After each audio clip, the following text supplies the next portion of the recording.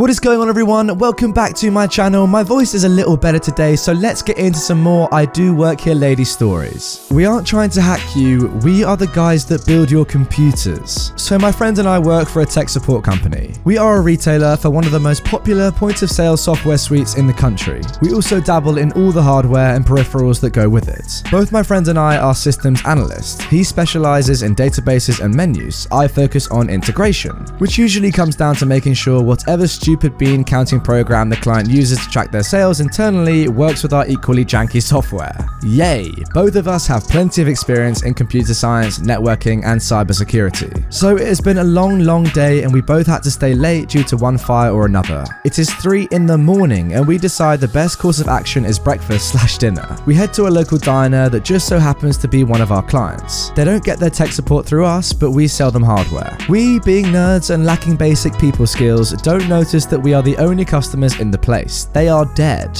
We get coffee and breakfast/dinner, just a couple of fat nerds enjoying the fruits of our labors. That is when my friend notices something. Mounted to the ceiling behind me is a wireless access point. I didn't know they had customer Wi-Fi, he says. It turns out they don't. The only Wi-Fi available is listed as Diner 3PD. The 3PD stands for third-party delivery, meaning that it is the Wi-Fi used to make their Grubhub or DoorDash tablet work, or whatever third-party delivery company they use. The Wi-Fi is also not password protected. Quickly forgetting ourselves, my friends and I set to work. After gaining access to the Wi-Fi through my phone, I poke and prod and find out that the Wi-Fi is plugged into their switch. This means that it is behind all of their security and basically is a backdoor into their computer system. The two of us get about as animated as fat nerds are prone to do and begin throwing jargon around as we analyze and prod at the store's network. We find their office computer and soon are just one password away from their internal documents. The store is horrendously unsecured. After confirming our suspicions, we discuss, and my friend says the phrase that triggers this whole situation.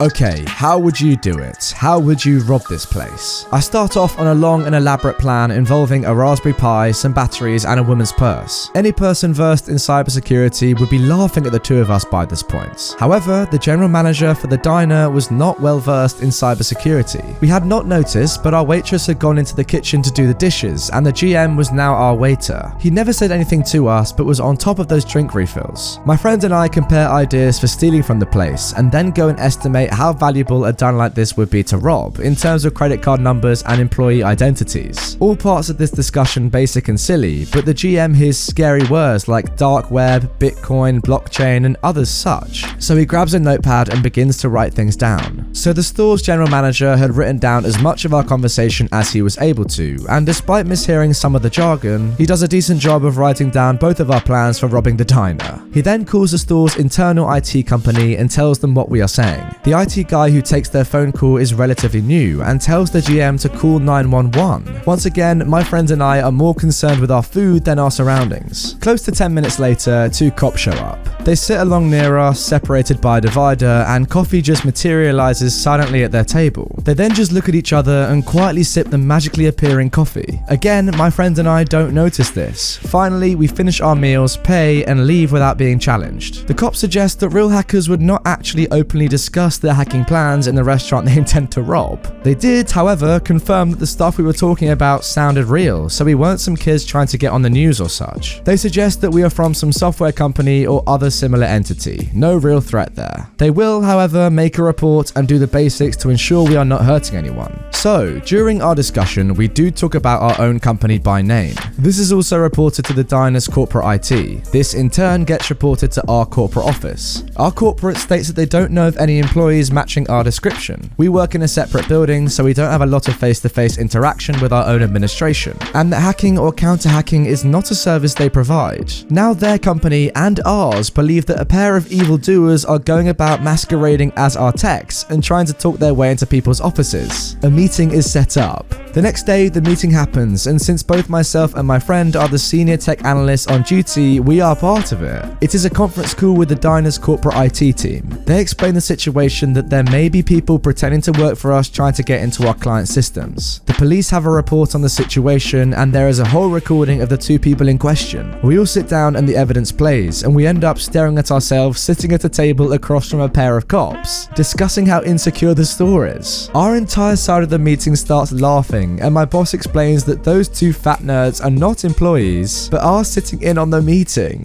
We both announce ourselves and apologize to everyone for causing such a scene. The diner IT team is at a loss for words, and finally we hear, "So, you guys could steal from us that easily?" And that, my friends, is how we almost got arrested, but instead landed a nice contract overhauling a restaurant chain's internal security. Oh, you know what? I feel like this is an r/Tales from Tech Support coupled with an r/IDOWorkHereLady. What a story. I mean, surely after this whole debacle, I hope they fix the network now, make it more secure at least. Isn't it funny how you two just being there, having a coffee, and speaking about how bad their security is actually landed you a pretty good contract? That's so funny. Anyway, the good thing is that nobody was hurt and you actually got it sorted out in the end, I hope. Now for our second story, the time my mother nearly strangled a surgeon. Title's not clickbait, I promise. When I was 16, they discovered a decent-sized benign bone cyst in my right femoral neck, aka my hip. The cyst had eaten the bone, hollowing it to a dangerous degree, and I needed surgery on it. I had the bone graft done, but it was very reluctant to heal. On a fateful September afternoon, 6 weeks after my first surgery, I was going down the steps when it happened. 2 steps from the bottom, I slipped, fell, and heard a sickening crunch. That lovely September day happened to be Labor Day, i.e. a major national holiday in the US. The entire process of diagnosis, finding a surgeon, etc. took nearly 12 hours. That meant by the time we'd been transferred by ambulance to a hospital 45 minutes away for the surgery, it was 2 a.m. We were told waiting until morning wasn't feasible, but don't worry, the orthopedic surgeon would be there any minute now. By this point, I was so far gone in pain, I was yelling incoherent things and attempting to claw at my neck/chest. I was also cycling through blackouts from the pain. It was heck on earth. My parents were holding me down when necessary, praying the surgeon would arrive soon and I could be knocked out. Into this whole mess came several people, all in hospital scrubs, dropping off tests and x-rays, writing notes, giving meds, etc. It was chaos. At which point, enter a scruffy looking man stage left. This guy was barely 5'5", looked to be no older than 20, and was wearing a worn out t-shirt, jeans, and dirty old gym shoes. He had exactly 0 identifiers on him. Without introducing himself to anyone, he grabbed the x-rays, slapped them on the light board, flicked it on, then finally turned to address my parents. This random dude said, "Let's look at these x-rays together, shall we, mum and dad?" Without waiting for an answer, the random dude looks at the x-rays, turns back to face my parents, and then uttered the now infamous line, "Oh, that's not good." This was the point where my stressed mother, who's been quietly panicking her daughter could lose her leg, stressed from the 12 hours it took to reach this point, and beyond stress from holding me down when I hallucinated from the pain, snapped. My mother lunged towards the random dude, only being stopped by the gurney and me in between them, and hissed, "I'm gonna kill you." The random guy jumped backwards and finally seemed to realize his mistake, holding his hands up in a placating manner. He was actually the doctor. "Oops, sorry, I'm your daughter's new surgeon. I swear I'm supposed to be here." Thankfully, my mother calmed down after that. The doctor turned out to be an amazing surgeon, and I still see him over 15 years later. But I will never forget how my mum attempted to strangle him the minute they first met. Oh wow, what a hilarious moment in an otherwise horrendous situation. Thank you for sharing, OP. Although, to be fair, I'm not sure it's great from your doctor to say, "Oh, that's not good," without telling you exactly what he sees in the x-rays. That's kind of worrying, no? On top of that, I would have thought that a doctor, or at least your surgeon, would be wearing some form of identification. Otherwise, yeah, he just looks like a random dude. But yeah, apart from that little mistake, your surgeon seems amazing. And yeah, that's so weird that you see him over 15 years later. He must be pretty good. Funny that your mum attempted to strangle him the minute they first met though. That is a good one. Now for our final story. I do work here, so you don't. I work in a reception area as an assistant to one of the vice presidents at a fairly large retail company. The reception suite is also the lobby area for 2 other VPs and the first of several places you go to get to the CEO. They were interviewing potential new executives for a high-ranking position yesterday, and I overhear pretty much all of their conversations. So I knew that they had already internally decided to hire one particular applicant, and this last interview was just a formality. The CEO does a lot of undercover boss work. She's known for putting on workers' clothes and going into our factories or going to the call center and handling customer service complaints herself. Her face isn't on the website, she doesn't appear in promotional materials, plus she has a gender-neutral name. She's really good at keeping it low-key. The new applicant came and tried to walk past the desk, even though it's set up so that it's pretty obvious you need to check in. I said, "Hi, excuse me, do you have an appointment?" And he just kind of grunted. I asked his name and who he was here to see so I could check him in. He just said, "I'm expected," but I kindly insisted I get his full name and said something to the effect of, they like to get a heads up even before scheduled appointments to make sure all their ducks are in a row in the interest of your valuable time. He rolled his eyes and gave me his name, and I realized he was the new executive they were very likely hiring. He'd worked just across the hall when hired, so I wasn't thrilled about that, but tried to keep a calm demeanor because we'd have to get along. He'd basically be my boss soon. Within a few seconds of sitting down, he said, "Well, are they coming, or did you even tell them that I'm here?" I had paged the office phone. The person they were seeing was in a meeting that was running late, so I asked if he wanted coffee or water. He asked for a very elaborate coffee drink. All we have are Nescafe pods, but we're supposed to do whatever we can to avoid telling corporate visitors no, so I had someone go out to get his coffee from a Starbucks. Not even a thank you when she returned with it for him. The guy is getting increasingly more hostile, asking when his meeting will start, accusing me of bungling the schedule, unplugging our lamp without asking so he could charge his iPad, etc. That's when our CEO comes out. She goes, "I can start my shift early, you hop off." It isn't the first time she's come in pretending to be a receptionist. I deal with a lot of communications from people trying to get to the VPs, and she likes seeing how higher ups within the company treat us lowly assistants. Couldn't have come at a better time. He snaps his fingers at her and shakes his empty coffee cup to signal he wants a refill. He has his feet on our coffee table. The CEO is seeing all of it, but I realise she doesn't know who the guy is or why he's here, so I think he'll probably end up hired anyways. As I start packing up, the guy begins to complain to her about his meeting running late and basically says, "I hope you're better at your job than she is." The CEO is immediately turned off by that behaviour. She apologises for the wait and asks him if there was anything she could do to make his experience more pleasant.